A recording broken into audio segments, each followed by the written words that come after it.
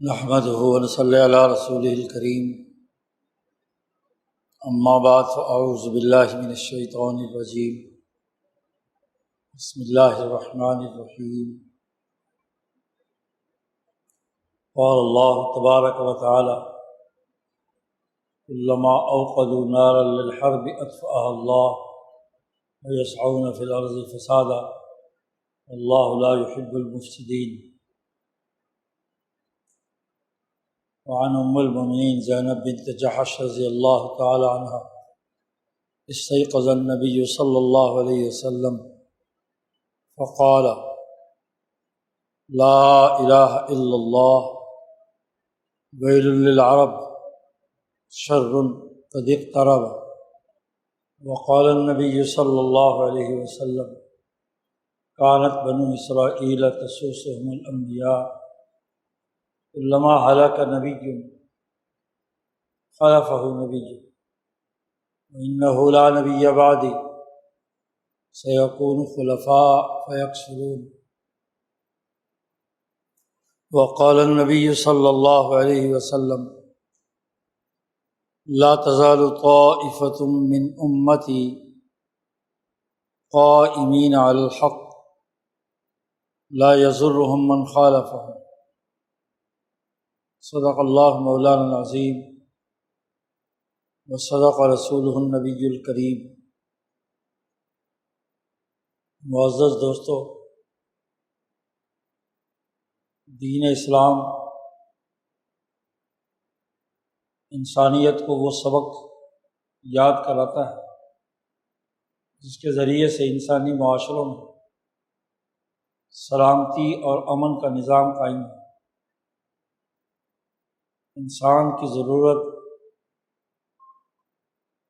اس کے جسم، اس کے مال، اس کی عزت کی حفاظت کے لیے انسان کی سب سے بڑی ضرورت امن ہے. انسانی جان، مال، عزت، آبرو مامون ہے تو انسانیت بڑے ہموار طریقے سے ترقی کرتی ہے. اور انسانیت اگر معمول نہ ہو، امن کی حالت میں نہ ہو، خوف، قتل و غارت گری، کسی نہ کسی دہشت گردی کا شکار ہوتی رہے تو وہ کبھی ہموار طریقے سے ترقی نہیں کرتی. ایسی صورت میں دنیا جہنم بن جاتی ہے. فساد کی آگ انسانیت کو بھسم کر دیتے ہیں. اللہ تبارک و تعالی ارحم الراحمین وہ انسانیت پر رحم کرتا ہے. اسی رحم کے اساس پر ہی اللہ نے یہ سلامتی کا دین حضرت محمد مصطفیٰ صلی اللہ علیہ وسلم جو رحمت للعالمین ہے ان کے ذریعے سے دنیا میں بھیجا ہے. انسانیت کے لیے سب سے بڑی رحمت امن و امان کے نظام کو قائم کرنا ہے، فساد سے انسانیت کو بچانا ہے. آپ صلی اللہ علیہ وسلم دنیا میں فساد کے خاتمے اور انسانیت کے لیے امن و امان کا نظام قائم کرنے کے لیے تشریف لائے. آپ نبی الرحمہ ہیں، ایسے نبی جو رحمت کا پورا ماحول پیدا کرنے والے ہیں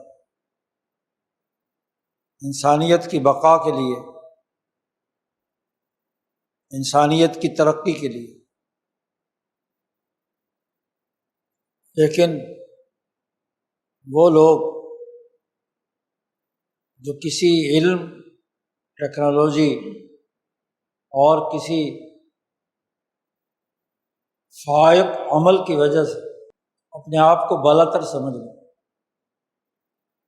اور دوسری انسانوں کو حقیر سمجھ کر مکھی مچھر کی طرح ملیامیٹ کرنے کی فکر میں ہوں، وہ دراصل انسان نہیں ہے.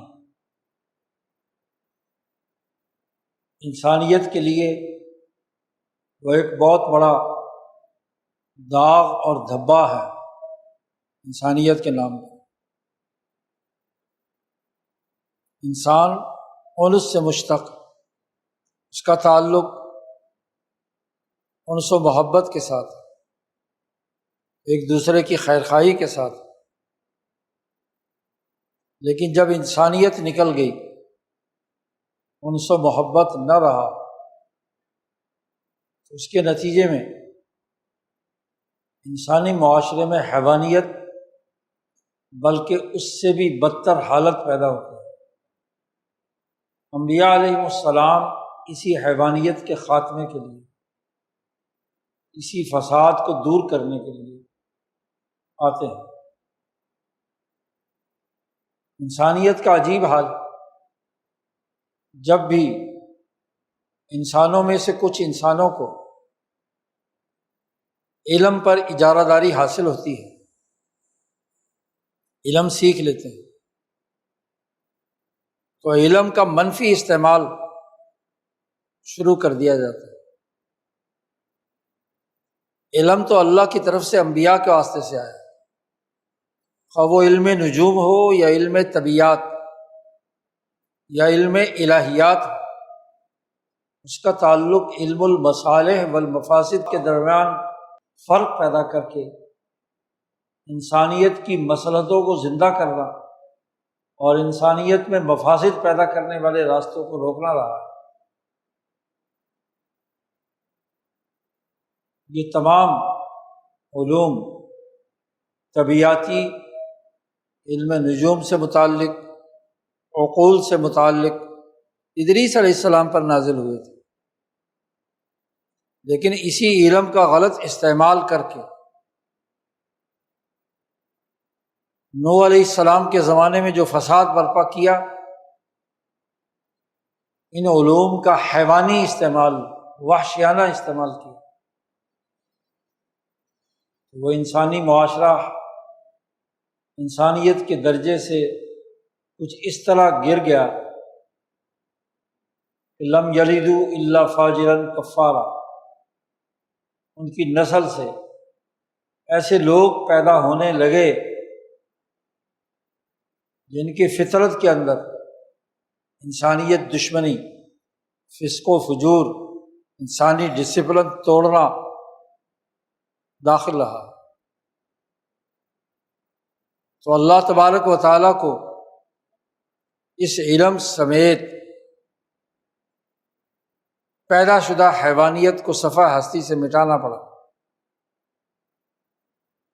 قرآن حکیم نے ان تمام اہل علم کے بارے میں ایک قانون اور ضابطہ بیان کیا ہے، کلما اوقدوا نارا للحرب اطفأها اللہ،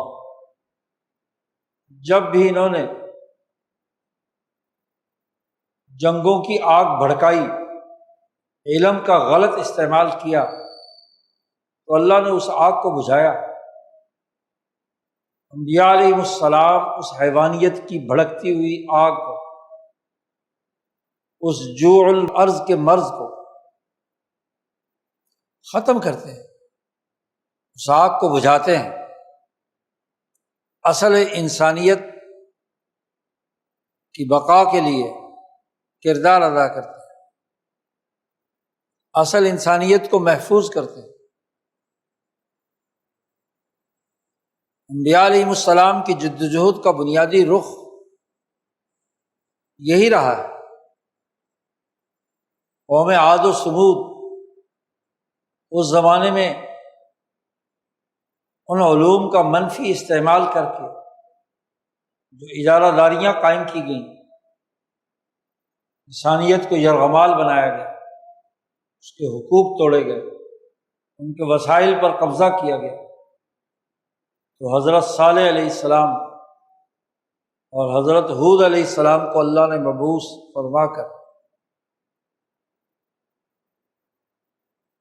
ان کی حیوانیت پر مبنی بھڑکتی ہوئی آگ کو نیست و نابود کیا، اطفأها اللہ۔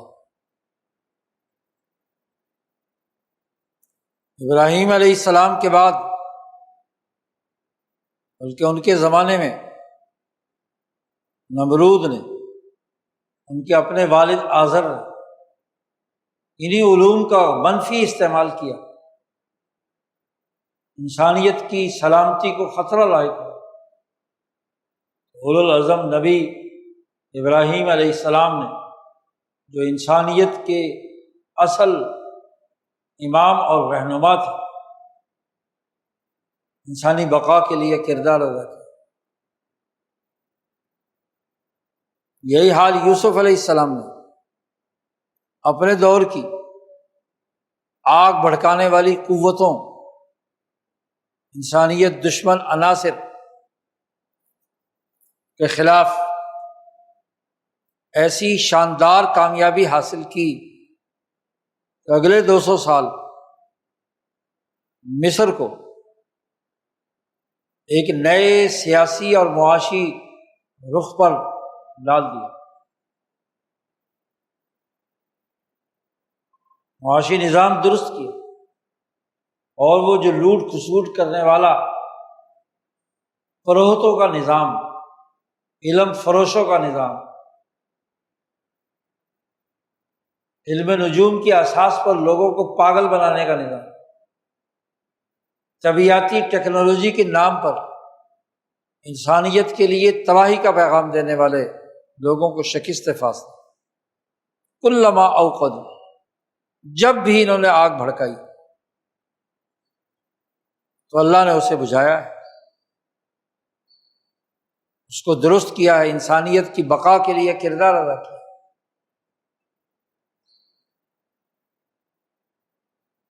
اسی طریقے سے موسیٰ علیہ السلام تمام فرسودہ علوم فرعونی نظام کے زیر سایہ جو پنپ رہے تھے، ان تمام کو مٹا کر کتاب الہی تورات کے ذریعے سے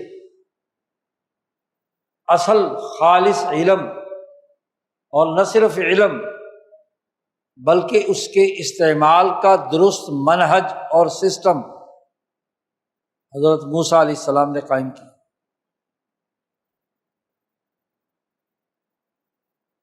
نہ صرف فرعونی نظام کی بھڑکتی ہوئی آگ اور جوع الارض کو ختم کیا، بلکہ بنی اسرائیل کے دل و دماغ پر ان علوم کے جو منفی اثرات مرتب تھے، سامری جیسے لوگوں نے جو ان علوم کی بنیاد پر خرابیاں پیدا کی تھی، ان کا مقابلہ کیا، مزاحمت کی۔ خالص علم اور اس علم کی بنیاد پر ایک خالص نظام انسان دوست موسیٰ علیہ السلام نے تشکیل دیا۔ اسی طرح بعد کے زمانے میں بنی اسرائیلی انبیاء اور خاص طور پر سلطان عالم ذوالقرنین، جس کا تفصیلی قصہ قرآن حکیم نے بیان کیا، اس نے فساد کا خاتمہ کیا۔ ذوالقرنین کی حکمرانی کا جو نقشہ قرآن حکیم کھینچتا ہے وہ یہ کہ پورے عالم، اس دور کی تمام مہذب دنیا، اس کا مشرق، اس کا مغرب اور اس کا شمال، ان تینوں علاقوں کے اندر فساد کا خاتمہ کیا۔ مغرب کی طرف سفر کیا، قرآن کہتا ہے حتیٰ اذا بلغ مغرب الشمس، ساز و سامان پوری طاقت اور قوت ختم کر کے وہاں کے فسادی لوگوں کو راستے سے، اما من ظلم فسوف نعذبہ، جو ظلم کرے گا ہم اسے سزا دیں گے۔ انسانیت پر ظلم ڈھانے کی اجازت نہیں ہوگی، اور جس نے امن و امان قائم کیا اور صحیح عمل قائم کیا، ایمان لایا، وہی کامیاب ہو۔ ایسے ہی پورے مشرق کی طرف کا سفر کیا، حتیٰ اذا بلغ مطلع الشمس،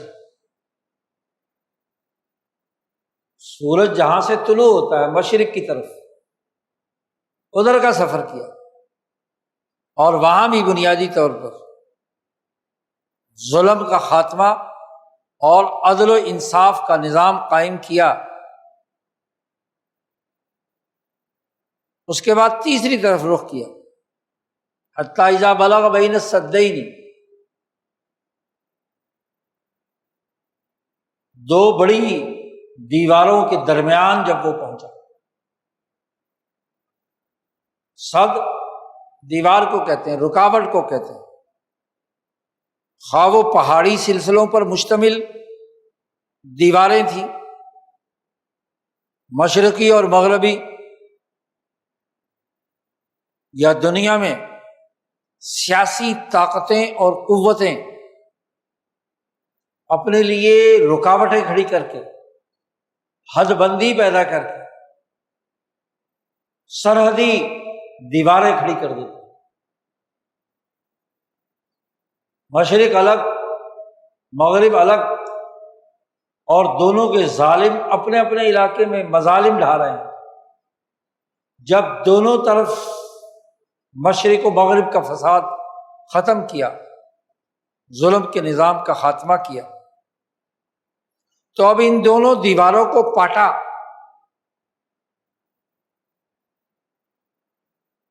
مشرق و مغرب کے درمیان کہ وہ علاقے جو نہ وہ مشرق کے قبضے میں ہیں نہ وہ مغرب کے قبضے میں، نہ مشرقی ممالک مہذب ممالک کا حصہ ہیں نہ ہی مغربی ممالک کا حصہ ہے، وہاں کے ظلم و ستم کا نظام ختم کر کے ذوالقرنین نے وہ درمیان میں انسانیت دشمن قوتیں بظاہر جنگلوں میں رہ رہی ہیں، حیوانی خصلتوں کی مالک ہیں، وہ درمیان میں دوڑ لگا کر کبھی مشرق پر کبھی مغرب پر چڑھائی کر کے لوٹ مار کرتے تھے۔ ذوالقرنین کہتے ہیں کہ جو میرے رب نے مجھے زمین پر قدرت اور تمکین دی ہے، اس کی بنیاد پر میں ان کا راستہ بھی روکتا ہوں۔ ایک ایسی سرحدی دیوار،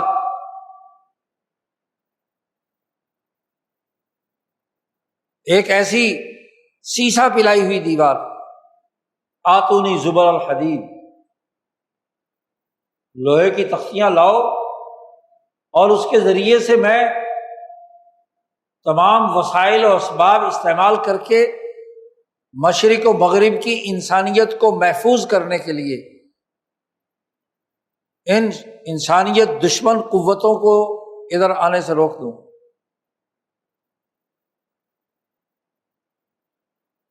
وہ دیوار تعمیر کی جس سے مشرق و مغرب کے درمیان جو چور دروازے تھے، لوٹ مار کے راستے سے، انسانیت دشمنی کے، ان کو ذوالقرنین نے بند کر دیا۔ گویا کہ امن عالم کی علامت تھے ذوالقرنین۔ پورا رقوع قرآن حکیم کا اس بات کو واضح کرتا ہے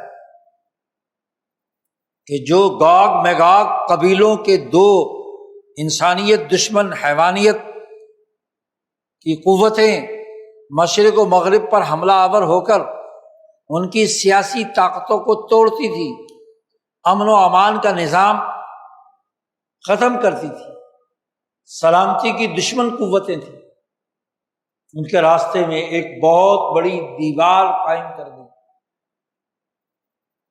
ایسی دیوار جس سے وہ شیطانی قبائل نہ مغرب نہ مشرق نہ درمیان کے علاقوں میں لوٹ مار کرنے کے لیے نہیں آ سکتے۔ یہ وہ سیاسی دیوار ہے، وہ سیاسی طاقت، وہ امن و امان کا نظام ہے وہ دو دیواروں کے درمیان وہ بھراؤ ہے جس نے ان کی شیطانی قوتوں کو ایشیا اور افریقہ کے مشرق و مغرب پر حملہ کرنے سے روک دیا۔ نبی اکرم صلی اللہ علیہ وسلم وہ نبی ہیں جنہیں پورے عالم کی حکمرانی دی گئی۔ ذوالقرنین نبی نہیں تھے لیکن پوری دنیا میں امن و امان قائم کرنے والے حکمران تھے، حکماء میں سے تھے، حکماء ربانیین میں سے۔ انبیاء ابراہیمی جن پر وحی نازل ہوتی ہے ان میں سے نہیں تھے۔ دنیا کی کل حکمرانی ذوالقرنین کی رہی ہے یا محمد مصطفیٰ صلی اللہ علیہ وسلم کی رہی ہے؟ یہ وہ بنیادی حقیقت ہے جسے امام شاہ ولی اللہ دہلوی واضح کرتے ہیں کہ رسول اللہ صلی اللہ علیہ وسلم کی ہم جب سیرت کا مطالعہ کرتے ہیں تو اس سیرت سے ہمیں معلوم ہوتا ہے کہ آپ کی سیرت کے مختلف مراحل ہیں۔ آپ صلی اللہ علیہ وسلم دنیا میں امن عالم قائم کرنے کے لیے رحمت للعالمین بن کر دنیا میں تشریف لائے اور مکہ کی صفا کی پہاڑی پر کھڑے ہو کر انسانیت کو فلاح کی طرف جب دعوت دی تو مکہ میں ایسی اجتماعیت کی تشکیل کی اور اپنے پروگرام کو اس حکمت عملی سے آگے بڑھایا کہ آپ شاہ صاحب فرماتے ہیں کہ مکہ مکرمہ کے ایک رئیس المدینہ یا رئیس القریہ من القریٰ، اس ام القریٰ کے رئیس، سربراہ اور حکمران بن گئے۔ 13 سالہ آپ کی حکمرانی صحابہ کے قلوب پر تھی۔ کوئی صحابی ایسا نہیں کہ جو آپ پر ایمان لایا اور آپ صلی اللہ علیہ وسلم کے کسی حکم کی خلاف ورزی کی، وہ ابو جہل کی حکومت نہیں مانتا تھا، وہ اپنے قبیلے کے سردار کی بات نہیں مانتا تھا، وہ بذر غفاری ہو یا کوئی بھی، جو ایمان لایا وہ رسول اللہ کی حکومت تسلیم کر رہا ہے۔ آپ رئیس مکہ بنے اور پھر مدینہ منورہ میں آپ نے امن و امان قائم کرنے کے لیے جو نظام قائم کیا اور اس کے نتیجے میں آپ سلطان ناحیت العرب، شاہ ولی اللہ صاحب نے لفظ استعمال کیا کہ عرب کے علاقے کے سلطان اور حکمران بن کر عربوں کو ایک قومی شناخت دی، امن و امان قائم کیا۔ یا ایک اور جملہ استعمال کیا شاہ صاحب نے، نازولۃ الدیوان، جیسے ملک کا وزیر اعظم ہوتا ہے، دفتری نظام، آئینی نظام دیوان کا ناظر وزیر اعظم، تو رسول اللہ صلی اللہ علیہ وسلم نازولۃ الدیوان یا سلطان ناحیت العرب کی حیثیت سے آپ نے پورے جزیرۃ العرب میں امن و امان اور سلامتی کا نظام قائم کر دیا۔ اور پھر غزوہ خیبر کے بعد مشرق و مغرب قیصر و کسریٰ جن کی حکمرانی میں تھا، ان کو خطوط لکھ کر وارننگ دی۔ آپ کے اس خط کے الفاظ ہیں جو امام بخاری نے نقل کیے ہیں قیصر روم کے نام لکھتے ہیں، اسلام لاؤ، سلامتی قبول کرو، امن و امان قبول کرو تو تمہیں بھی امن دے دیا جائے، تمہاری جان مال عزت آبرو بھی محفوظ ہوگی۔ لیکن فَإِنْ أَبَيْتَ، اگر تو نے انکار کیا تو فَإِنَّ عَلَيْكَ إِثْمَ الْيَرِيثِيِّينَ، کاشتکاروں اور مظلوموں پر ظلم ڈھانے کے گناہ کی تجھے سزا ملے گی۔ ایسے ہی مشرق کے حکمران کسریٰ کو خط لکھا انہی الفاظ کے ساتھ، وہی جملے جو قرآن ذوالقرنین کے نقل کرتا ہے۔ اور اس کے بعد ان دونوں کے درمیان کی جو قوتیں ہیں شمالی علاقوں میں موجود، جو دونوں کے درمیان میں لڑائی میں سے مفاد اٹھانے والی قوتیں ہیں، رسول اللہ صلی اللہ علیہ وسلم کی تربیت یافتہ جماعت ابو بکر و عمر و عثمان و علی خلفائے راشدین رضوان اللہ علیہم اجمعین نے اس تیسری قوت کو بھی للکارا۔ شمال میں موجود جتنے بھی قبائل کیسر و کسریٰ کو فتح کرنے، ان کا نظام توڑنے اور ان علاقوں پر دین اسلام کی سلامتی کا نظام بین الاقوامی سطح پر غالب کرنے کے لیے کردار ادا۔ امام شاہ ولی اللہ فرماتے ہیں کہ آپ صلی اللہ علیہ وسلم اپنی زندگی میں مکہ مکرمہ میں رئیس المدینہ اور مدینہ منورہ میں سلطان ناحیت العرب بن کر آپ کا ایک تیسرا مقام باقی تھا کہ ذوالقرنین کی حیثیت سے پوری دنیا میں مشرق و مغرب اور شمال میں تینوں علاقوں میں ایک ایسی دیوار بنا دینا کہ دنیا کی لٹیری قومیں، یورپین بھیڑیے، وہ اس راستے پر آ کر تباہی اور بربادی نہ اتارے، ایسی دیوار بنا۔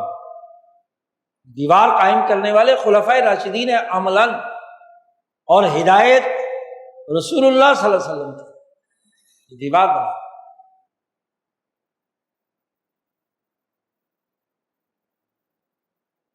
کیسر و کسریٰ کی تباہی اور بربادی کے ساتھ حالانکہ قیصر فلا قیصر بعدہ وحالانکہ کسریٰ فلا کسریٰ بعدہ، ان دونوں کی ہلاکت ہوگی، رسول اللہ صلی اللہ علیہ وسلم نے فرما دیا، اور تم ان دونوں کے خزانے ضرور استعمال کرو گے۔ لیکن ایک بات بڑی اہم کہی ایک اور حدیث میں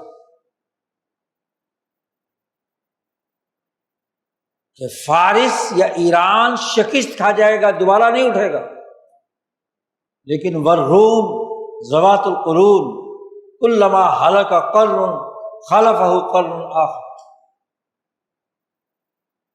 رومیوں کا وہ صہیونی اور یہودی حصہ جو موسوی تعلیمات کو بھی مسخ کرنے والا ہوگا، قسطنطنیہ تو تم فتح کر لو گے، لیکن روم کا، یورپ کا وہ حصہ، وہ ذوات القرون،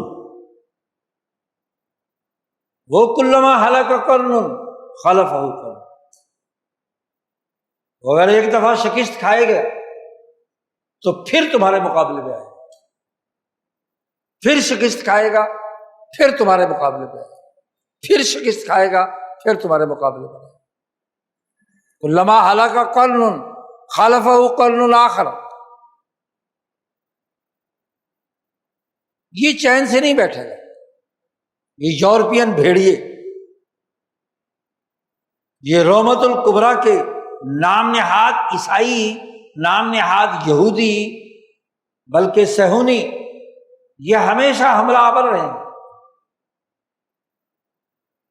حضور صلی اللہ علیہ وسلم کی حیثیت شاہ ولی اللہ صاحب فرماتے ہیں ذوالقرنین کی بھی تھی کہ پوری مہذب دنیا میں ذوالقرنین کی طرح آپ شہنشاہ عالم بنے۔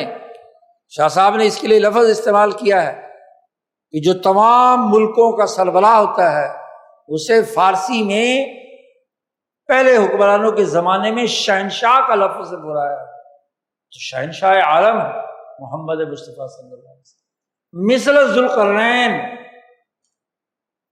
جیسے ذوالقرنین کی حکمرانی قائم ہے۔ ذوالقرنین نے ایک دیوار بنائی تھی جس کو نہ تو پھلانگ کر اور نہ سوراخ کر کے یاجوج ماجوج جیسی انسانیت دشمن نسلیں انسانیت پر حملہ آور نہیں ہوں گی۔ فمستطاعوا، نہ تو یہ طاقت رکھیں گے کہ وہ دیوار پھیلائیں گے اور نہ یہ طاقت رکھیں گے کہ اس کے اندر کوئی نقب لگا سکے، ایسی دیوار بنا دی۔ یہ وہ سیاسی دیوار ہے جو خلفائے راشدین نے تعمیر کی تھی، پوری انسانیت کو متحد کر کے انسانی بقا کا عالمی نظام قائم کیا۔ لوگ پتھروں کی دیواریں تلاش کرتے پھر رہے ہیں کہ وہ کہاں دیوار ہے جو ذوالقرنین نے بنائی تھی۔ بطور تمثیل کے اس زمانے میں ہو سکتا ہے ہو، لیکن یہاں ذوالقرنین کی بین الاقوامی حکمرانی سیاسی طاقت، سیاسی رکاوٹ، شیطانی قوتوں سے انسانیت کو بچانے کا عمل۔ اب اس کے ساتھ اس حدیث کو جوڑ لیجیے جو میں نے ابھی خطبے میں تلاوت کی۔ زینب بنت جحش رضی اللہ تعالی عنہ ام المومنین ہے، رسول اللہ صلی اللہ علیہ وسلم کی زوجہ محترمہ ہے۔ یہ وہ خاتون ہے جن کا نکاح اللہ تبارک و تعالیٰ نے آسمان پر رسول اللہ صلی اللہ علیہ وسلم سے کرایا۔ آپ کی پھوپھی ذات بھی ہیں، امیمہ بنت عبد المطلب کی بیٹی ہیں۔ وہ فرماتی ہیں کہ رسول اللہ صلی اللہ علیہ وسلم نیند سے جاگے، استيقظ رسول اللہ صلی اللہ علیہ وسلم من النوم محمر الوجہ، آپ کا چہرہ خوف سے سرخ ہو رہا، چہرہ سرخ، اور آپ صلی اللہ علیہ وسلم نے بلند آواز سے پڑھا لا الہ الا اللہ، اللہ کے علاوہ کوئی خدا نہیں، اللہ ہی کی حکمرانی ہے۔ یہ جملہ آپ صلی اللہ علیہ وسلم نے یہ کلمہ اس لیے پڑھا کہ آگے خوفناک بات کرنے والے ویل للعرب، عربوں کے لیے ہلاکت، شر قد اقترب، ایک ایسا شر جو بالکل قریب آ گیا عربوں کے لیے۔ ویل للعرب،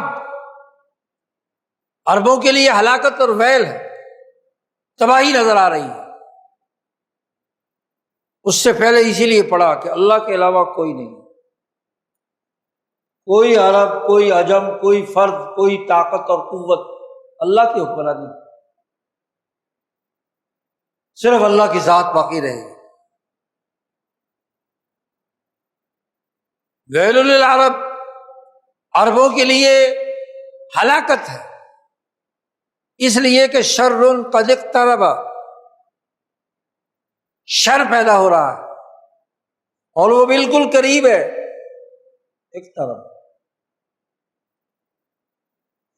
عرب وہ لوگ تھے جن پر رسول اللہ صلی اللہ علیہ وسلم نے کام کیا، اور آپ سلطان ناحیت العرب، شاہ صاحب جملہ بول رہے ہیں اسے دیکھیے، آپ عربوں کے حکمران ہیں، آپ نے وہ انسانیت کی سلامتی پر مبنی جماعت صحابہ کی ایسی جماعت قائم کی تھی عربوں کی ایسی طاقت اور قوت پیدا کی تھی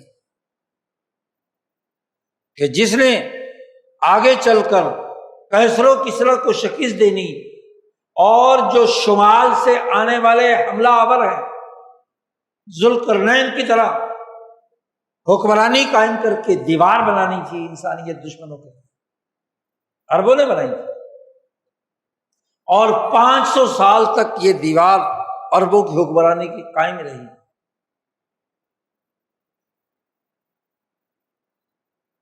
50-60 سال نبی اکرم صلی اللہ علیہ وسلم اور خلفائے راشدین، اور پھر 100 سال بنو امیہ، 500 سال کے قریب کی حکمرانی۔ یہ عرب ہے، یہ وہ نسلیں ہیں، یہ وہ سیاسی طاقت ہے جو محمد مصطفیٰ صلی اللہ علیہ وسلم تیار کر دے۔ یہ عربوں کی قومی حکومتیں ہیں، اور ان عربوں نے پوری دنیا میں کیسر و کسریٰ اور شمالی طاقتوں اور قوتوں کو شکست دے کر ایک ایسی سیاسی دیوار قائم کر دی، ایسی مستحکم حکومت بنا دی، ایسا مضبوط نظام قائم کر دیا، رکاوٹ کھڑی کر دی شر اور فتنہ کے مقابلے میں۔ ملکوں کی سرحدوں کو اس لیے قائم کیا جاتا ہے کہ کوئی دشمن سرحد پار کر کے آپ پر حملہ آور نہ، فوجیں اس لیے لگائی جاتی ہیں۔ بظاہر زمین پہ دیوار ہو یا نہ ہو، باڑ ہو یا نہ ہو، سرحدوں کو دیوار کہا جاتا ہے، سرحدی دیوار ہوتی ہے، وہی سرحد ہوتی ہے۔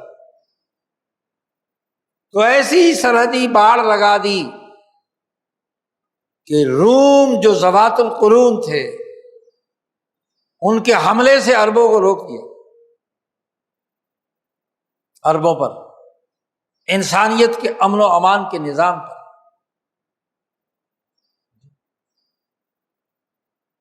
اور پھر جب عرب کمزور ہوئے تو عربوں نے جن اجمیوں کو تربیت دی تھی، ایرانیوں کو، اگلا 500 سال ان طاقتوں اور قوتوں نے حکمرانی کی۔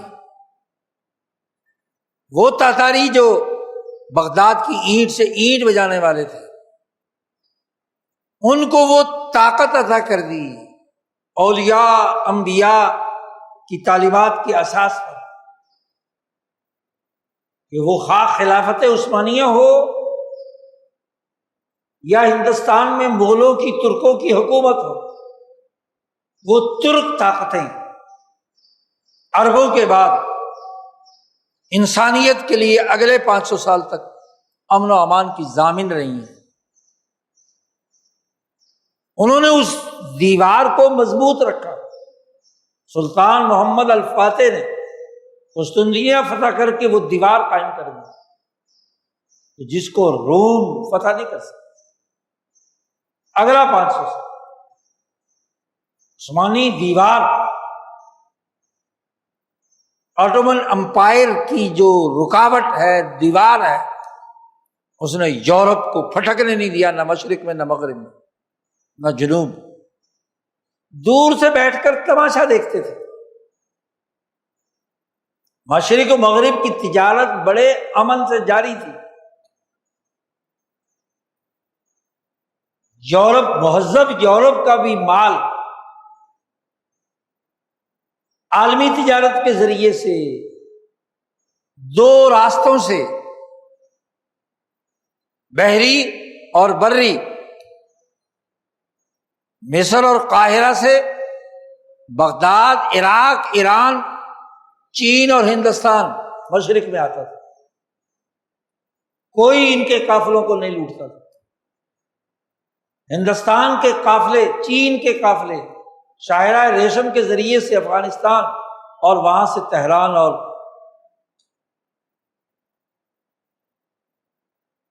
یورپ تک پہنچتا تھا۔ فساد سیاسی ہوتا ہے یا معاشی؟ تجارتی، عالمی تجارتی نظام تباہ کر دیا جائے، یا سیاسی طور پر فساد بچایا جائے،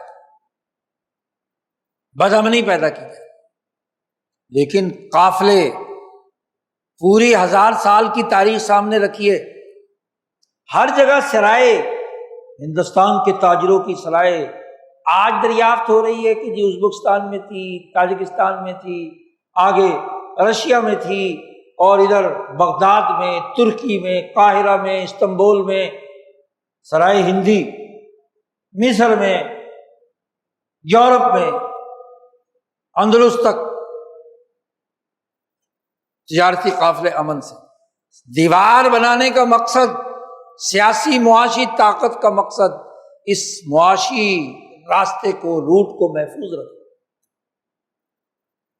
امن و امان پیدا کرنا، کوئی فساد نہ ہو۔ تمام ریاستیں مل کر، الگ الگ حکومت بھی تھی، لیکن وہ خلافت عثمانیہ کے جھنڈے کے تحت اس پورے تجارتی روٹ کی حفاظت کرتی، تعاون باہمی کی بنیاد پر۔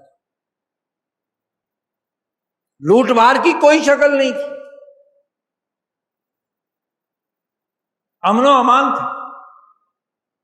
اسی طریقے سے یورپ کا تاجر ہندوستان تک اسی راستے سے سفر کرتا تھا۔ یہ لکھنؤ میں فرنگ محل فرنگی محلی تاجروں کا تھا، فرنگیوں کا تھا، جو انگلینڈ سے، یورپ سے تجارت کے لیے یہاں آتے تھے، بحری راستے سے یا خشکی کے راستے سے۔ اس کا ایسٹ انڈیا سے کوئی تعلق نہیں ہے۔ فرنگ محل تو اورنگزیب عالمگیر بلکہ اس سے بھی پہلے موجود تھا۔ فرنگیوں کی سرائے یہاں ہیں اور ہندوستانیوں کی سرائے یورپ اور مصر اور باقی تمام علاقوں میں۔ یہ وہ دیوار تھی جو صحابہ نے قائم کی، جو رسول اللہ صلی اللہ علیہ وسلم کی تعلیمات سے قائم کی۔ یہ وہ ذوالقرنینی نظام تھا امن و امان کا، تجارتی، معاشی، سیاسی حوالے سے۔ اب رسول اللہ صلی اللہ علیہ وسلم فرما رہے ہیں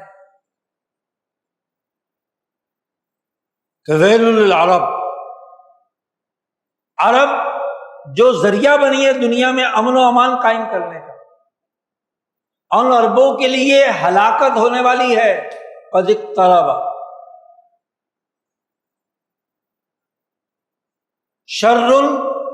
شر ایسا پیدا ہونے والا ہے جو قد اقترب، اور پھر اس شر کی وضاحت کرتے ہیں۔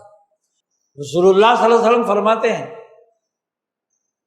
کہ یاجوج ماجوج کی وہ دیوار ردمان، جس کا ذکر کیا ہے قرآن نے ذوالقرنین کے قصے میں، ردم بنائی گئی ہے، وہ کھول دی گئی ہے تھوڑی سی، اتنا سوراخ ہو گیا اس میں۔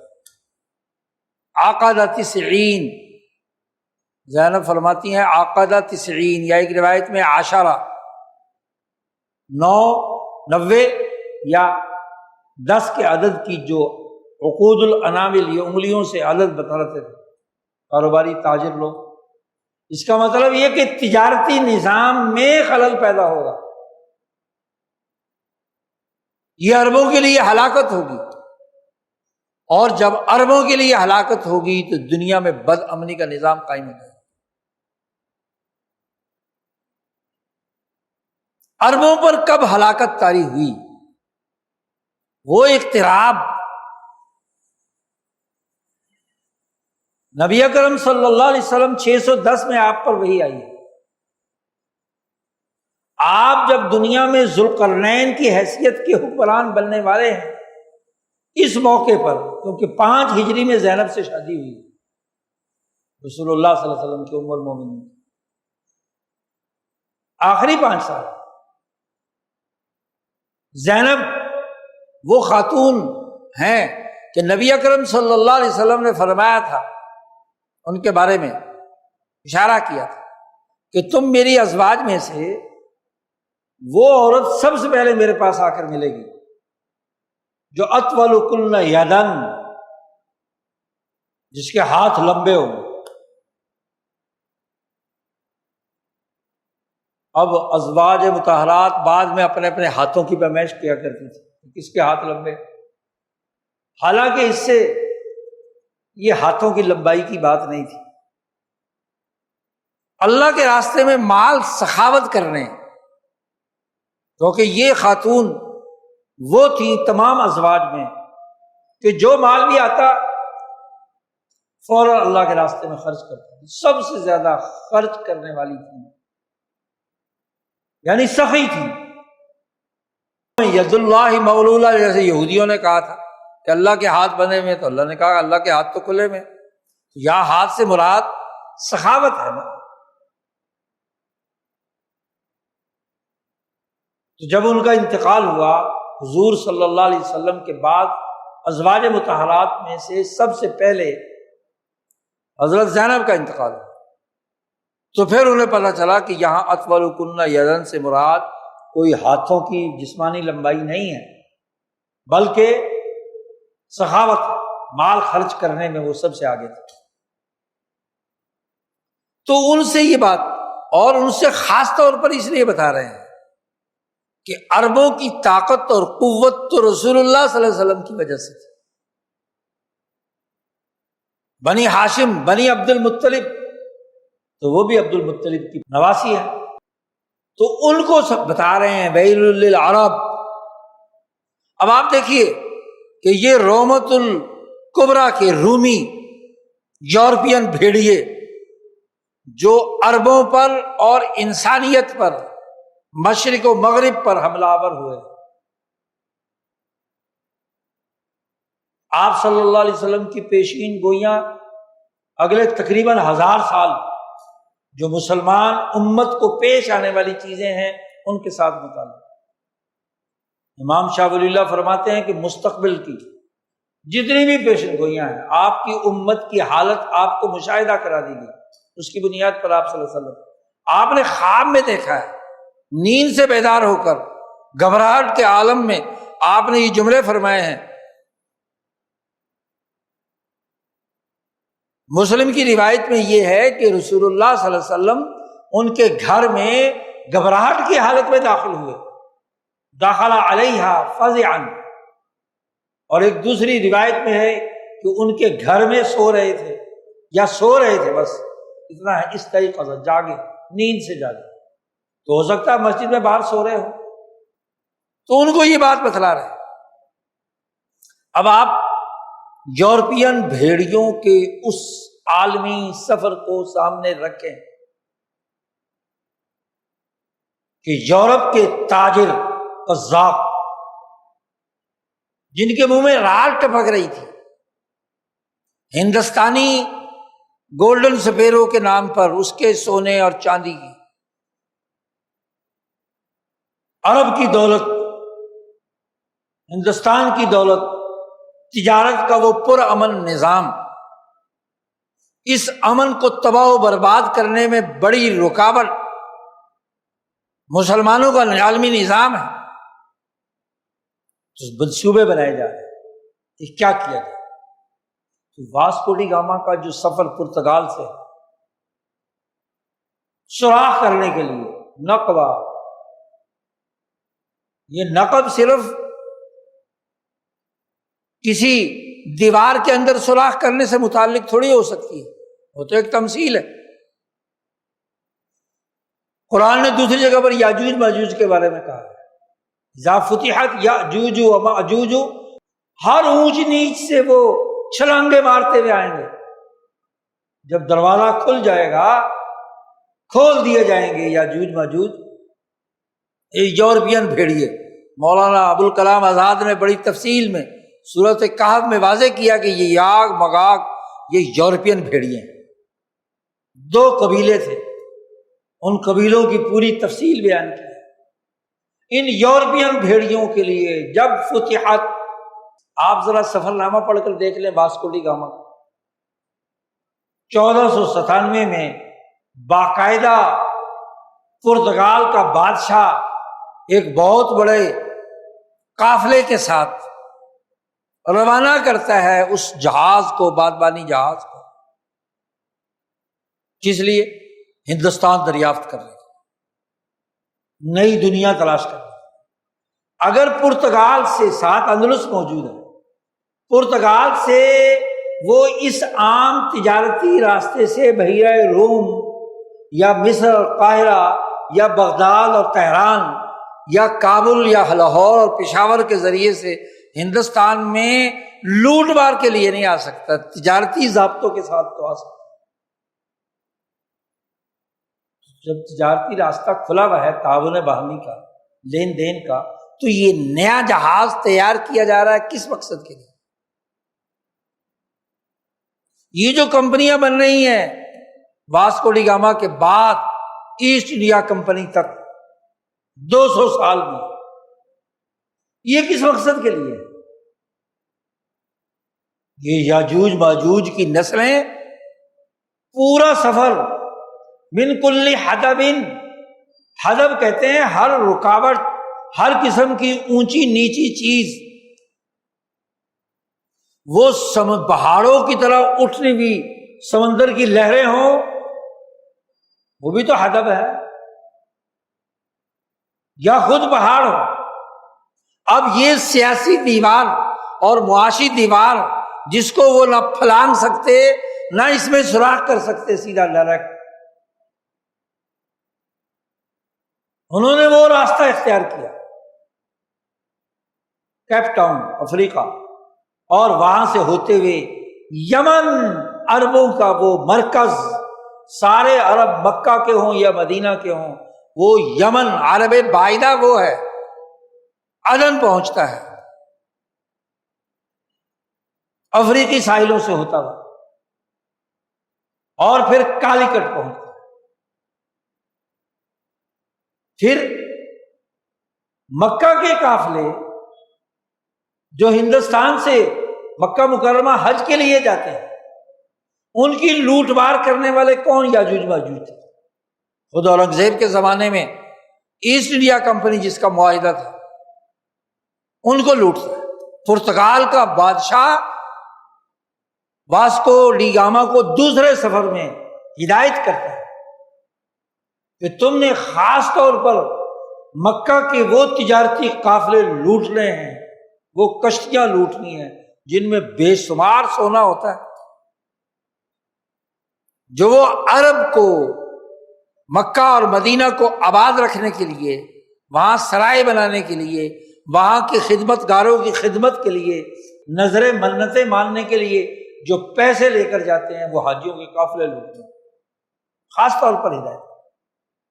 تو ویل العالم نہیں ہے، یہی تو ویل العالم ہے کہ وہ تجارتی روٹ جو محمد مصطفیٰ صلی اللہ علیہ وسلم نے بحری راستے سے اور بری راستے سے پرامن بنائے تھے، سلامتی اور رحمت کے تھے، ان راستوں پر ایک چور راستے سے آ کر، دور دراز کے راستے سے آ کر قبضہ کر لیا، باب المندب پر،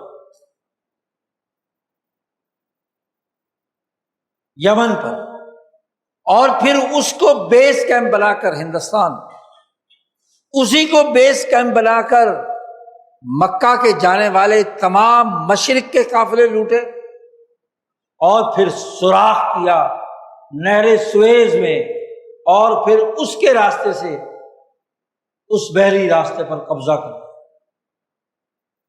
خلیج فارس میں، خلیج احمر میں، بحیرہ روم میں، یاجوج ماجوج من کل حدب ینسلون،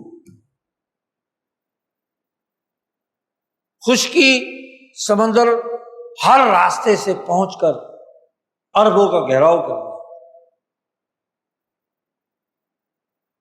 عرب کی طاقت کو توڑا، مکے کی سیاسی قوت کو توڑا۔ وہ ترک اور وہ مغل جو مکے کی طاقت کو تسلیم کر کے، اس کی مرکزیت کو مان کر، اس کی حفاظت کے لیے کردار ادا کر رہے ہیں، اس کی ہدایات کے مطابق اپنا تجارتی اور معاشی اور سیاسی نظام قائم کیے ہوئے تھے، اس کو تہس نہس کر دیا اس یاجوج ماجوج کی قوم نے۔ ان سہونی قوتوں اور روم ذوات القرون نے، اور پھر اس پچھلے 500 سال میں 15ویں صدی عیسوی سے لے کر آج 20ویں صدی تک، اس 500 سال میں دنیا میں کون سا فساد، کون سی جنگ ہے جو ان یاجوج ماجوج نے انسانیت پر مسلط نہیں کی؟ اور یہی یاجوج ماجوج جیسے یہ سوراخ کر کے یہاں پہنچے، ایسے ہی کولمبس امریکہ پہنچے، انسانیت کی تباہی اور بربادی کا راستہ اختیار، دنیا کے وسائل لوٹے، دنیا کے رجیم چینج کیے، دنیا کی قوموں کو لڑایا۔ آپ دیکھیے کہ مسلمانوں کے 1000 سالہ دور حکمرانی میں تجارت اور معیشت امن و امان اور تعاون باہمی کی بنیاد پر تھی، اور پچھلے 500 سال سے تجارت ظالمانہ معاہدوں، قوموں کا بازو مروڑ کر ان سے اپنے من مرضی کے تجارتی معاہدے، یک طرفہ سیاسی معاہدے، لوٹ کھسوٹ کا عمل، نسلوں کو تباہ کرنا، اس کے لیے جنگیں مسلط کی۔ اس کو قرآن کہتا ہے۔ اس سے پہلے یہودیوں کا تذکرہ، وقالت الیہود ید اللہ مغلولہ، یہود کہتے ہیں کہ اللہ کا ہاتھ بڑا ہی بند ہے۔ قرآن کہتا ہے ان کے اپنے ہاتھ بخیل اور بخل تو ان کے اندر ہے، غلت ایدیہم ولعنوا بما قالوا بل یداہ مبسوطتان۔ یہ مدینے کے یہودیوں کا نقشہ قرآن کھینچ رہا ہے، لیکن یہودی خصلتوں کو دیکھیں، یہ خصلتیں جہاں جہاں بھی رہیں، عیسائیت کی صورت میں یا یہودیت کی صورت میں، انہوں نے یہی کہا کہ یہ جو ضابطوں پر مبنی تعاون باہمی کا تجارتی سیاسی معاشی نظام ہے اور ہمیں لوٹ کھسوٹ کی اجازت نہیں دی جا رہی، تو اللہ میاں کے ہاتھ بندھے ہوئے ہیں۔ غلت، قرآن کہتا ہے غلت ایدیہم، ان کے ہاتھ بندھے ہوئے ہیں، بخل تو ان کے اندر ہے، شح ان کے اندر ہے۔ اللہ کا ہاتھ تو کھلے ہوئے ہیں دونوں، اس نے تو وسائل تمام قوموں کو ان کے علاقوں میں، ان کی زمینوں میں دیے ہیں۔ او یورپ کے بھیڑیوں، تمہیں بھی تمہارے علاقوں کے وسائل دیے جو تمہارے لیے کافی ہے۔ کیا بخل یہ نہیں کہ تم دنیا کے وسائل پر قبضہ کرنے کے چکر میں ہو؟ امریکہ گئے، امریکہ کے وسائل قبضہ کر، یمن میں آئے تو یمن کے وسائل قبضہ کر لیے، افریقہ پہنچے تو وہاں جنگیں مسلط کر کے فساد بچا کر وہاں کے وسائل قبضہ کر لیے، ہندوستان پہنچے تو یہاں کی لوٹ مار کی، پورے جزیرۃ العرب پر پہنچے تو وہاں فساد بچا کر وہاں کے وسائل لوٹے، مشرق وسطی۔ قرآن کی یہ آیت آج کے ان صہیونیوں، یہودیوں جو عیسائیت اور یہودیت کا ملغوبہ صہیونیت، اس کی پوری تصویر۔ جنگ لڑ کر ہی ایسٹ انڈیا کمپنی نے، ڈچ تاجروں نے، واسکو ڈی گاما کے ساتھ آنے والے پرتگالیوں نے ہندوستان کے ساحلی علاقوں پر قبضہ کیا، کسی آزاد تجارت تعاون باہمی کے نظام کے تحت تو نہیں۔ پھر پورے ہندوستان پر قبضے اور تسلط کی 200 سالہ تاریخ وہ جنگوں سے عبارت ہے۔ اوقدوا نار الحرب، انہوں نے جب بھی آگ بھڑکائی، جنگ کی آگ، ایک حرب ہے، یاد رکھیں، دین اسلام میں یہ حرب نہیں ہے۔ یہ حرب ہمیشہ یہودی خصلت، مفاد پرست اور انسانیت دشمن استعمال کرتے ہیں۔ جنگ قوموں کی ضرورت نہیں ہے، اسلام جنگ نہیں لڑتا۔ قرآن نے 8-10 جگہ پر حرب کا لفظ استعمال کیا ہے، منفی۔ یہاں بھی انہی معنوں میں استعمال. ایک ہے جہاد اور ایک ہے الحرب. حرب کا لفظ ہمیشہ دشمن قوتوں نے استعمال کیا. ہرقل نے جب ابو سفیان سے پوچھا تھا کہ تمہاری اس نبی سے کوئی لڑائی ہوئی ہے، تو لڑائی کا منظرنامہ بیان کرتے ہوئے ابو سفیان نے بھی الحرب کا لفظ استعمال کیا تھا. الحرب بیننا و بینہم سجال، ابھی تک کی جنگ ہماری اور ان کی برابر رہی ہے. بدر میں انہوں نے ہمارے 70 مارے تھے، احد میں ہم نے ان کے 70 مار دیے. غزوہ خندق کے اندر ایسی کوئی لڑائی نہیں ہوئی جس میں قتل ہوا ہو، تو خوف زدہ ہو کر بھاگ گئے. البتہ ایک صلح ہوئی ہے ابھی، صلح حدیبیہ، اب اس کے بعد پتہ نہیں کیا ہمارے ساتھ کریں گے. تو الحرب کا لفظ ابو سفیان استعمال کر، آگ بھڑکانا جنگ کی. ایک تفصیلی خطبے میں نے فرق بیان کیا تھا جہاد اور حرب کے درمیان. حرب اسلام میں نہیں، حرب تو دوسروں کے وسائل پر قبضہ کرنے کے لیے کسی قوم پر حملہ کرنے کا نام ہے. اب وہ مسلط کردہ جنگ کا مقابلہ کرنا یہ جہاد ہے. یا کسی چور اور ڈاکو پر اقدام کر کے جسم کے کینسر کو دور کرنا یہ جہاد ہے، یہ حرب نہیں. آپ ہی بتائیے کسی مجرم کو کوئی مہذب ملک سزا دیتا ہے، یہ الحرب ہو؟ یہ تو امن و امان ہے. جہاد امن کے لیے ہوتا ہے، جہاد جنگ بھڑکانے کے لیے نہیں ہوتا، اور حرب فساد مچانے کے لیے. اس لیے قرآن نے کہا یسعون فی الارض فسادا، یہ پھرتے رہتے ہیں، سعی دوڑتے ہیں، کوشش کرتے ہیں فساد بچانے. ادھر جا رہے ہیں ادھر جا رہے ہیں، ادھر منہ ماری کرتے ہیں ادھر منہ ماری کرتے ہیں، اور اللہ تعالیٰ فسادیوں کو پسند نہیں کرتا. تو جو جنگ فساد بچائے وہ سوائے حرام ہونے کے اور کیا ہوگا؟ اب آپ دیکھیے کہ یہ جو ایران اسرائیل جنگ یہ مسلط کرتا ہے اسرائیل کی. عربوں کی تباہی شروع ہو گئی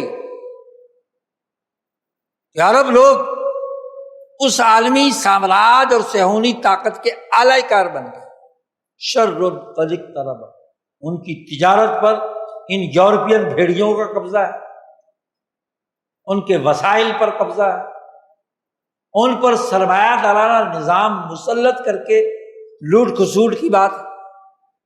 یہ برطانیہ کے اعلی کار عرب خود عرب کو آگ لگاتے رہے. وہ پرامن عثمانی گورنر اور حکمران جو مکہ اور مدینہ کے امن کے لیے اپنی جان بھی قربان کرنے کے لیے تیار تھے، کیا ان کی ریلوے لائن ان عربوں نے خود تباہ نہیں کی؟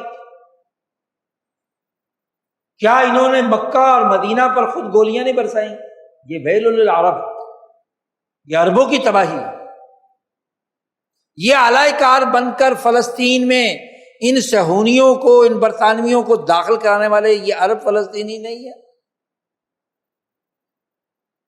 یہ شام کے وہ غنڈے نہیں ہیں جو ٹرمپ کے اعلی کار بن کر شام پر قبضہ کرنے والے ہیں. بلاد العرب پر تباہی بربادی کی یہ تاریخ ہے. ٹھیک ہے، ایک زمانے میں عربوں کی ناکارہ حکومت کو تاتاریوں نے پامال کیا تھا، لیکن اس شر سے خیر ابھرا کہ ان تاتاریوں نے اسلام قبول کر کے اگلے 500 سال، کیونکہ جب عرب ناکارہ ہو گئے تو ان کی جگہ پر ان تتولوا یستبدل قوما غیرکم ثم لا یکونوا امثالکم. اے عربو، اگر تم نے رخ موڑ لیا تو وہ شر تو وہ تھا جس سے خیر ابھری، اور دنیا میں اگلے 500 سال ایک ترک قوم نے امن و سلامتی کے نظام کو قائم رکھا. لیکن یہ جو شر شروع ہوا یمن پر قبضے کے بعد، فلسطین پہ قبضے کے بعد، پورے جزیرۃ العرب پر قبضے کے بعد، خلیج احمر اور خلیج فارس پر قبضے کے بعد جو شر ابھرا، یہ تو یاجوج ماجوج ہر اونچی نیچی جگہ سے کھسکتے ہوئے، ینسلون، دوڑتے ہوئے اوپر سے جب پہاڑ سے یا کسی اونچی جگہ سے نیچے گرتا ہے، اس کو کہتے ہیں انسلال، کھسکتے ہوئے، جیسے ریت گر رہی ہوتی جی، اس طریقے سے کیا ہے، حملہ آور۔ اور وہ حدیث نبی اکرم صلی اللہ علیہ وسلم نے فرمایا کہ تمہاری حالت وہ ہوگی کہ دنیا بھر کے تمام لوگ تم پر ایسے ٹوٹ پڑیں گے جیسے دعوت اور کھانے کے لیے جب کھانا کھلتا ہے تو لوگ لوٹ کھسوٹ کے لیے پلیٹیں بھر بھر کر کھانا ضائع کرنے کے لیے ٹوٹ پڑتے ہیں، کوئی انتظار نہیں کرتا۔ بڑے بڑے مہذب، بڑی بڑی پارٹیوں کے ورکر دوڑ رہے ہوتے کھانے کے پیچھے، ایسے تم پر جھپٹ پڑے۔ جب حضرت زینب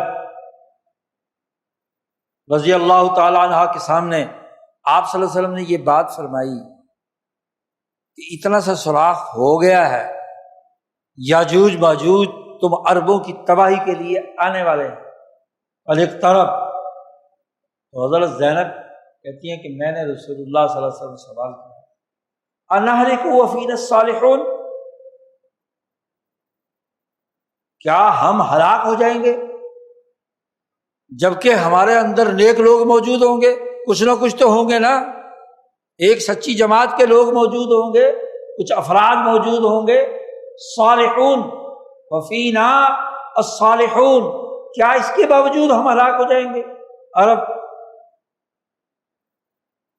کیونکہ آپ صلی اللہ علیہ وسلم نے فرمایا کہ ایک سچی جماعت تو ضرور قائم رہے گی، تو یہ جماعت صالحون کی موجود ہونے کے باوجود بھی انہلکو، ہم ہلاک ہو جائیں۔ تو حضور صلی اللہ علیہ وسلم ہے نعم اذا کثر الخبث، ہاں تم بھی ہلاک ہو جاؤ گے جب گندگی زیادہ پھیل جائے، جب خبث پھیل جائے گا، خبیث لوگ زیادہ ہوں گے، منافق اور فاسق و فاجر، انسان دشمن، جب ان کی کثرت ہو جائے گی تو وہ تھوڑے سے صالحین ان کے باوجود بھی انہیں ہلاک کر دیں گے، ان کی نیکیوں سمیت۔ انہلک وفینا الصالحون، حضور نے کہا نعم، ہاں ہلاک کر دیے جائیں گے، اذا کثر الخبث، بخاری اور مسلم کی روایت ہے۔ خبیث لوگ جب پیدا ہو، اعلی کار، وہ عرب جنہوں نے سرزمین عرب پر گند پھیلایا برطانویوں کو مسلط کرنے کے لیے، اور آج تک ان کے لیے اعلی کار، وہ عرب جو بلاد الشام پر قبضہ کرانے والے، جو فلسطین پر قبضہ کرانے والے، آج ان کی خباثت کھل کر سامنے آ رہی، لیکن اللہ پاک نے بندوبست کر رکھا ہے، ان تتولوا یستبدل قوما غیرکم، تم خباثت اختیار کرو گے تو پھر تمہاری جگہ پر ایک قوم کو اور کو تبدیل کر لیں گے جی، ان کے اندر طاقت اور قوت کر دیں گے، اور وہ جنگ کی آگ کو بھڑکانے والی جو آگ ہے اس کو بجھا کر رہیں گے۔ 40 سال سے اکیلا ایران اسرائیل کی بدمعاشی کا مقابلہ کر رہا ہے، اور یہ عرب ان کے اندر کثر الخبث، ٹک ٹک ندیرم دم نہ کشیدم، اعلی کار، مسلط کردہ، بظاہر اسرائیل کو تسلیم بھی نہیں کرنا، صہیونیت کے خلاف نعرے بھی لگانے ہیں، بڑھ چڑھ کر گیدڑ بھبکیاں بھی دینی ہیں، لیکن خفیہ ملاقاتیں بھی کرنی ہیں، اعلی کار بھی رہنا، عرب کے اعلی کار ہوں یا عرب ہوں، جو عربوں کا بھیس بدلتے ہیں، عربوں سے پیسے لیتے ہیں، عربوں کے ذریعے سے برطانیہ کی حکمرانی یہاں قائم رکھتے ہیں، یہ سب اذا کثر الخبث، یہ ہلاک ہوں گے، تباہی اور بربادی ہوگی۔ اللہ تعالیٰ کسی دوسری قوم سے کام لے لے گا۔ اگر سنی سن ہو چکے، ان کے کان بہرے ہو چکے، وہ اعلی کار بن چکے، تو اللہ تعالیٰ شیعوں سے بھی کام لے سکتے ہیں۔ تولوا یستبدل قوما غیرکم، ایرانیوں سے بھی کام لے سکتے ہیں۔ پھر کتنی خباثت ہے کہ پچھلے 40 سال سے بلکہ 45 سال سے راگ اڑاپا جا رہا ہے کہ جی ایران اور امریکہ تو ایک ہی فوج میں ہے، نورا کشتی ہو رہی ہے، اسرائیل اور ایران تو آپس میں بس دھمکیاں لگاتے کرتے ورتے کچھ نہیں، یہ دونوں تو نورا کشتی میں اسرائیل پر بمباری کی جاتی ہے، نورا کشتی میں ایران کی فوجی قیادت ختم کی جاتی ہے۔ ایسی نورا کشتی تم بھی کر کے دیکھ لو ذرا امریکہ سے، ذرا امریکہ پر تم بھی ایٹم بم گرا کر دیکھ لو جی، پوچھو ان سے، اس مذہبی طبقے سے جو ایرانی انقلاب کے بعد سے یہاں پر شیعہ سنی جھگڑا کھڑا کر کے اس انقلاب کو روکنے کے لیے کردار ادا کرتا ہے، جو اگر پاکستان میں آتا تو سنی انقلاب ہوتا۔ بھائی جہاں جس ملک کی اکثریت جس مذہب کو ماننے والی ہوتی ہے، انقلاب اس کے مطابق ہوتا ہے۔ چینیوں نے انقلاب برپا کیا، جس نظریے کو مانا اس کا انقلاب برپا ہوا۔ روس نے انقلاب برپا کیا، جس نظریے کو اس جماعت نے مانا اس کا انقلاب برپا ہوا۔ شیعوں نے انقلاب برپا کیا تو شیعہ انقلاب ہوگا نا، اس میں تو کوئی دو رائے نہیں۔ اور اگر تم سنی انقلاب برپا کرو گے تو کون سا ہوگا؟ سنی انقلاب ہوگا۔ لیکن نہیں، 45 سال سے دماغ کھایا ہوا ہے جی۔ 1979 میں ایرانی انقلاب آتا ہے، آج 45 سال ہو، مذہب کی پارٹیاں صحابہ کے نام پر کبھی کسی مذہب کے عنوان سے سنیوں کے حامی بن کر ایک نئی کہانی، محققین سچی طائفہ کی جماعت کے رہنما حضرت شاہ سعید احمد رائے پوری نے اس وقت کہہ دیا، عقیدہ کا اختلاف اپنی جگہ پر ہے ایران سے، لیکن سیاسی انقلاب امریکہ کے تابوت میں کیل ٹھونکنے سے بر مبنی ہے۔ سیاسی انقلاب برپا کیا، ایرانی انقلاب کا تعلق سیاست کے میدان میں یورپ کے پورے سسٹم کے خلاف انقلاب، سرمایہ داری نظام کے خلاف انقلاب، آزادی اور حریت کا انقلاب۔ اور پھر روس اور چین کے انقلابات تو وہ ہیں جس میں کلچرل انقلاب نہیں آیا، کلچر وہی جو یورپ کا تھا، تہذیب وہی جو یورپ کی تھی، وہی روس نے اپنائی، وہی چین نے اپنائی، صرف معاشی انقلاب، صرف ون پارٹی سسٹم کا سیاسی انقلاب۔ ایرانی انقلاب نہ صرف سیاسی معاشی بلکہ سماجی اور معاشرتی اور تہذیبی۔ آج عرب کی لڑکیاں اس حدیث کی مصداق ہیں جس کو رسول اللہ صلی اللہ علیہ وسلم نے فرمایا تھا کہ قیامت اس وقت تک نہیں آئے گی جب دوست قبیلے کی لڑکی جب تک تھڑکیں گے نہیں حرم میں، عرب میں، اس وقت تک قیامت نہیں آئی۔ علامات قیامت میں سے وہاں سینما گھر کھل رہے ہیں، وہاں لڑکیاں ننگا ناچ ناچ رہی ہیں۔ شہنشاہ ایران کے زمانے میں ایران کی لڑکیاں یہ ناچ کرتی ہیں۔ آج وہاں کی خاتون خانہ حجاب میں ہے، عزت میں ہے، اس کے باوجود سائنس اور ٹیکنالوجی اور علم اور شعور اور پی ایچ ڈی کرنے میں سب سے آگے ہیں، تعلیم میں، صحت میں، سماج میں۔ وہ رنگ رلیاں جو عرب کے حکمران، شام کے حکمران، فلسطین کے لوگ اور ان کی اعلی کار قوتیں، جو ننگا ناچ ان کی فلموں، ڈراموں اور ان کے ملکوں اور شہروں میں ہو رہا ہے، وہ وہاں تو نہیں ہے۔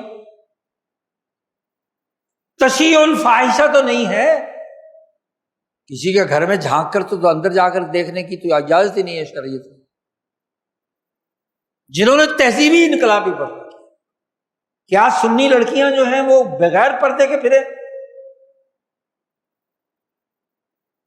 یہ جو شر قد اقترب پر محدثین نے لکھا ہے، یہ جو یاجوج ماجوج کے نتیجے میں خرابیاں پیدا ہوں گی، اور کثر الخبث کی تفسیر میں لکھا ہے کہ زنا عام ہوں گے، چوری ہوگی، قتل و ڈاکہ ہوگا، زنا کاری ہوگی، لڑکیاں ناچے گی، شرابیں پی جائیں گی، سارے کام ہو رہے ہیں کہ نہیں ہو رہے؟ یہی خبث ہے نا۔ یہ خباثت تو اب سینما گھروں کے ذریعے سے پورے عرب میں داخل ہو گئی۔ وہ عاد و سمود کی جگہیں جو عذاب کی جگہیں ہیں، ان میں سب فلمی اداکارائیں دنیا کی عالمی فلمیں بنا رہی ہیں، عیاشیاں کی جا رہی ہیں۔ یہ ویل للعرب نہیں ہے، یہ کثر الخبث نہیں ہے۔ اب ایک ملک مقابلہ کر رہا ہے، جدوجہد کر رہا ہے، اور ٹانگیں کھینچنے والے سب جی اعلی کار، سب مغربی قوتوں کے نمائندے سب، اور وہ یورپین میڈیا جو شر پھیلانے میں سب سے آگے آگے۔ جنگ مسلط کی ہے اسرائیل نے، حرب، آگ بھڑکائی۔ ایران تو دفاع کر رہا ہے، اب اس کو کہتے ہیں کہ جی ایک شریر ریاست نے، یعنی تمہارے شر کو روکنے کے لیے جو مزاحمت کار ہے وہ غلط کار ہو گیا، اور اسی میڈیا کے نام پر پاکستان میں بیٹھے ہوئے اینکر اور پرسن، ان کے ایجنٹ جو امریکہ میں بیٹھے ہوئے تبصرے کر رہے ہیں۔ اعلی کار، ہر پارٹی کا وہ فرد جو امریکہ میں بیٹھا ہوا ہے، اعلی کار، وہ ایران کے خلاف زہر اگل رہا ہے۔ اسرائیل کے خلاف ایک جملہ کہنے کی سخت نہیں ہے، لرزہ طاری، خوف زدہ، ڈرایا جا رہا ہے۔ ان کے تمام ویلاگ تہران پر حملہ ہونے والا ہے، تہران تہس نہس ہونے والا ہے، بس تباہی قریب ہے، اس نے کہہ دیا تہران خالی کر دو، ٹرمپ نے، یوں ہو جائے گا، وہ ہو جائے گا۔ یہ سارے مخذلین اور مرجفین ہیں۔ قرآن نے کہا ایسے مرجفین فی المدینہ ہے، ان کو بائیکاٹ کرو، خوف زدہ کرتے، دشمن کا مورال بلند کرتے، اپنی جو انسانیت کی بقا کی جنگ لڑ رہا ہے، جس کے ذریعے سے اللہ تعالیٰ اس جنگ کی آگ کو بجھانا چاہ رہا، اطفاء اللہ، اس کے خلاف یہ ذہن چل رہے ہیں، اس لیے کہ کثر الخبث، خبث بڑھ چکا ہے، کثرت ہو چکی ہے۔ یاد رکھو، اگر یہ خبث ایران کا احاطہ کر چکا تو انہلکو وفینا الصالحون کا نتیجے میں ہلاکت تمہارے لیے مقدر ہے، تباہی اور بربادی تمہاری قریب ہے۔ اللہ نے اگر تمہیں سزا دینی ہوئی تو ضرور ان شیطانی طاغوتی قوتوں کو غالب کر دے گا، تمہارے شر کی وجہ سے تمہیں سزا دینے کے لیے۔ اور اگر ابھی اللہ نے انسانیت کی بقا کا انتظام رکھا ہے تو ضرور اسرائیل کو شکست فاش ہو، تباہی اور بربادی ذہونیوں کے مقدر ہو چکی ہے، ضلالت اور رسوائی، شرمناک تباہی اور بربادی ان کا مقدر ہے۔ تو کم از کم حق کا ساتھ تو دو۔ تمہارا منبر و محراب، تمہارا سیاسی پلیٹ فارم تمہاری حکومتی طاقت اور قوت اس حق کی بات کو تو قبول کرے جو مظلوم کی مدد کرنے، ظالم کا مقابلہ کرنے، شیطانی طاغوتی قوتوں کا مقابلہ کرنے کے لیے تمہارے لیے لازمی اور ضروری ہے۔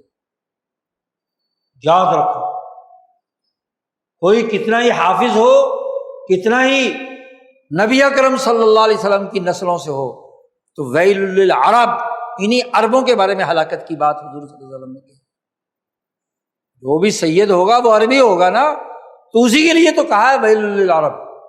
اگر اس نے غلط فیصلے کیے، غلط کردار ادا کیا، اعلی کاری کا کردار ادا کیا، خباثتیں بڑھ گئیں، اور اس کے نتیجے میں کرۂ ارض کے اندر مشرق و مغرب کے وسائل پر قبضہ کرنے کا یورپی راستہ، صہیونی راستہ ہموار ہو گیا، تو کبھی امت مسلمہ نے تمہیں نہیں بخشے گی، اور نہ کبھی تم دنیا کے اندر عزت پاؤ۔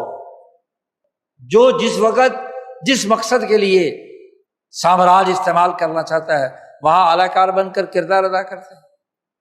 تو جنگ بھڑکانے والی قوت شیطانی قوت ہے، اور جنگ بجھانے والی اور انسانیت کا احترام سکھانے والی قوت اللہ کی نمائندہ ہے۔ اطفأ اللہ، قرآن نے واضح طور پر فرق بیان کر دیا کہ یہ اوقدو کے پیچھے ضمیر یہود چل رہے ہیں۔ یہودیوں نے، صہیونیوں نے جب بھی جنگ کی آگ بھڑکائی تو اطفأ اللہ، اللہ نے ایسا انتظام کیا کہ ان کی اس جنگ کی آگ کو کیا بجھا کر رکھ دیا۔ کم از کم قرآنی تعلیمات کی روشنی میں ایک صحیح اور درست رائے تو قائم کرو عزم و ہمت سے۔ آج سچائی ثابت ہو گئی اس رائے کی جو حضرت شاہ سید احمد رائے پوری نے افغانستان کی لڑائی کے تناظر میں اور ایران کے مقابلے میں، شیعہ سنی کی لڑائی کے مقابلے میں جو موقف اختیار کیا تھا، وہ بالکل واضح اور دو ٹوک طریقے سے اپنی بات منوا رہا ہے۔ اب بھی اگر کوئی ماننے کے لیے تیار نہیں ہے تو ایسے عقل کے اندھوں سے کیا خطاب کیا؟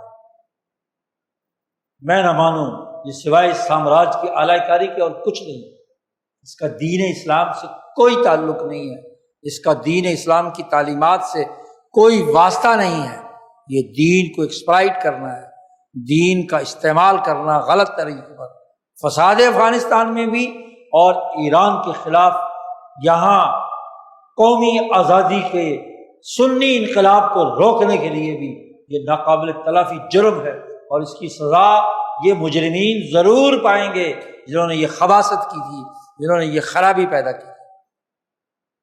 اللہ تعالیٰ ان کے شر سے بچائے اور دین اسلام کے امن و امان کے نظام کو، سیاسی معاشی سسٹم کو قائم کرنے کی توفیق عطا فرمائے۔ وآخر دعوانا الحمد للہ رب العالمین۔